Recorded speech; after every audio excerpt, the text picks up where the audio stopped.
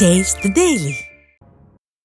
கடலூர் மாவட்டம் புவனகிரி அருகே அதிமுக ஆட்சியில் நிறைவேற்றப்பட்ட சாதனைகளை எடுத்துரைக்கும் வகையிலும் விடியாதிமுக ஆட்சியில் நடைபெறும் மக்கள் விரோத திட்டங்கள் குறித்தும் பொதுமக்களுக்கு எடுத்துரைக்கும் வகையில் பிரசுரம் வழங்கப்பட்டது. கீரப்பாளையத்தில் மாவட்ட அம்மா பேரவை செயலாளர் உமா மகேஸ்வரன் தலைமையில் நடைபெற்ற நிகழ்ச்சியில் கடலூர் மேற்கு மாவட்ட செயலாளரும் புவனகிரி சட்டமன்ற உறுப்பினருமான அருண்மொழி தேவன் பங்கேற்று பொதுமக்களுக்கு பிரசுரங்கள் வழங்கியதுடன் திண்ணை பிரச்சாரத்திலும் ஈடுபட்டார். இந்நிகழ்ச்சியில் கழக நிர்வாகிகள் ஏராளமானோர் கலந்து கொண்டனர்.